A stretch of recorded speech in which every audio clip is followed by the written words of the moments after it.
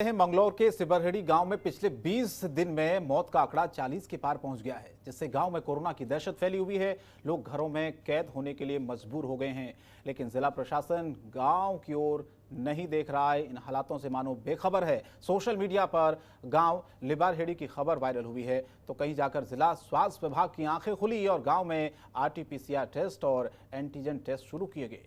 Police महकमा और प्रशासन गांव में मार्च कर रहा है। गांव में पूरी स्थिति का जायजा भी लिया जा रहा है। वहीं एसपी देहात प्रमेंद्र डोभाल ने कहा है कि घरों से आवश्यक रूप से बाहर निकलने वालों के खिलाफ पुलिस सख्त कार्रवाई नहीं करेगी, लेकिन जो बेवजह बाहर घूम रहे हैं उनके खिलाफ कार्रवाई जरूर होगी। फिलहाल पुलिस ने पूरे गांव को सीज कर दिया है।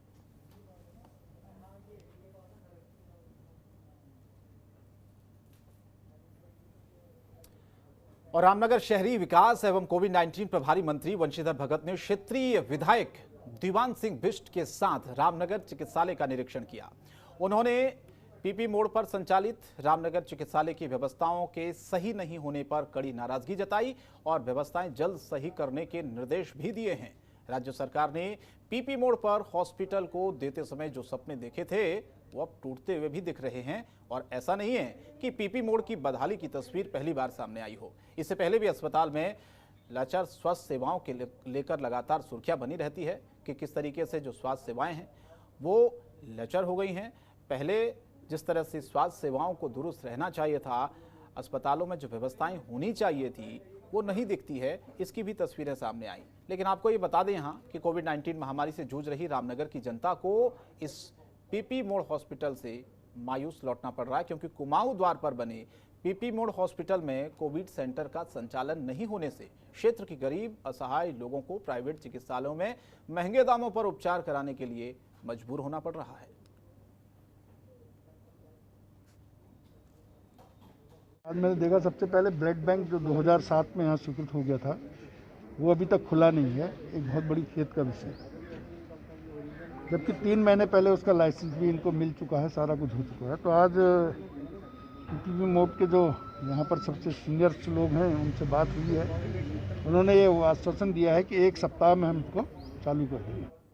और जहां एक और लगातार उत्तराखंड में कोरोना का संक्रमण फैल रहा है तो वहीं गन्ना मंत्री स्वामी यतीश्वरानंद ने मंगलौर के नारसन सामुदायिक स्वास्थ्य केंद्र का निरीक्षण किया है। आपको बता कि निरीक्षण के दौरान स्वामी यतीश्वरानंद अस्पताल में गए और कई खामियां उन्होंने देखी।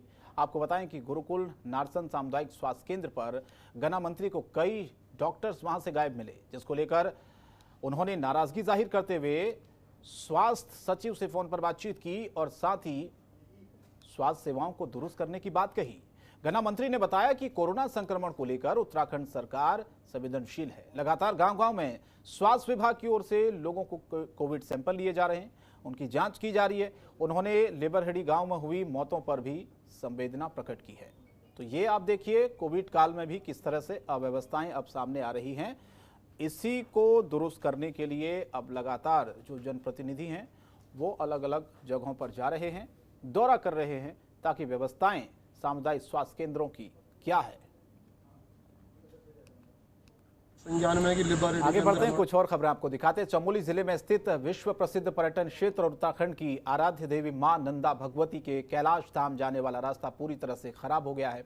ये रास्ता Roopkund track, Bedni Bugyal track, Brahmatal track और लाटू धाम मंदिर जाने के साथ साथ घाटी के 80 से 90 गांवों को जोड़ता है, लेकिन विभाग की लापरवाही की वजह से इस रास्ते की हालत बेहद खराब है। आपको बता दें कि जिला मुख्यालय से करीब 100 किलोमीटर की दूरी पर थराली तहसील है, जहां पर सड़क पर पता नहीं चलता कि सड़क गड्ढों में है या गड्ढों में सड़क है।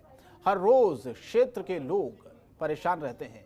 लोग भी देवाल बाजार, तहसील और जिला मुख्यालय के लिए आना जाना करते हैं, लेकिन विभाग का इस ओर कोई ध्यान नहीं रहता है। लग रहा है कि प्रशासन किसी बड़े हादसे का इंतजार कर रहा है, क्योंकि बार बार ऐसी स्थिति को उजागर करने के बाद, प्रशासन को अवगत कराने के बाद भी अगर स्थिति नहीं संभले तो ये बहुत बड़ी लापरवाही है अपने आप में प्रशासन की। अब सवाल ये है कि क्या किसी हादसे का इंतजार किया जा रहा है। जो है कि विभाग की एक लापरवाही है, लोक निर्माण विभाग की। हमने कई बार विभाग को अवगत भी कराया कि भाई ये सड़क का, और जो संबंधित ठेकेदार होते हैं उनकी भी गुणवत्ता कम आई है। ये जबकि ये रूपकुंड पर्यटन मार्ग है, बेगनताल पर्यटन मार्ग है। हमने ज्ञापन माननीय मुख्यमंत्री जी को भी भेजा है। और बाजपुर की राम भवन धर्मशाला में वैक्सीन लगवाने को लेकर उस वक्त माहौल गर्मा गया जब कोरोना वैक्सीन की पर्याप्त मात्रा नहीं होने के चलते सरकार की ओर से पहली डोज लगवाने वालों के लिए पोर्टल को बंद कर दिया गया, जिसको लेकर अधिवक्ताओं और कुछ लोगों ने खूब हंगामा कर दिया।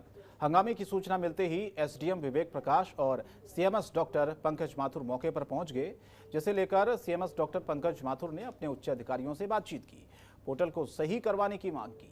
करीब 1 घंटे बाद पोर्टल के सही होने के बाद मौके पर मौजूद अधिवक्ताओं और कई लोगों को वैक्सीन लगवाई गई।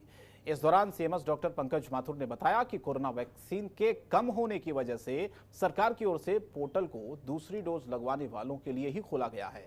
पोर्टल सही होने के बाद वैक्सीन लगाने का काम शुरू किया गया।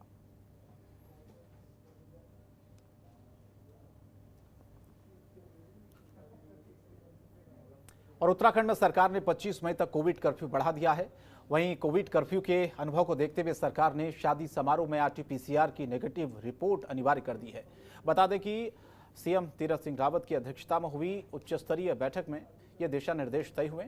शासकीय प्रवक्ता सुबोध उनियाल ने बताया कि संक्रमण की चेन को तोड़ने के लिए दूसरे चरण का कोविड कर्फ्यू का कड़ाई से पालन करवाना चाहिए।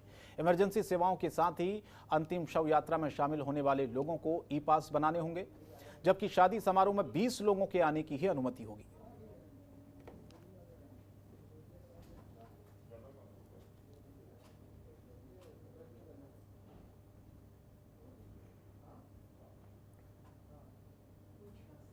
और अपना उत्तराखंड में आज के लिए इतना ही, लेकिन जनतंत्र टीवी पर खबरें लगातार जारी रहेंगी। नमस्कार। खबरों के निष्पक्ष विश्लेषण के लिए सब्सक्राइब करें Jantantra TV and press the bell icon. Never miss any update.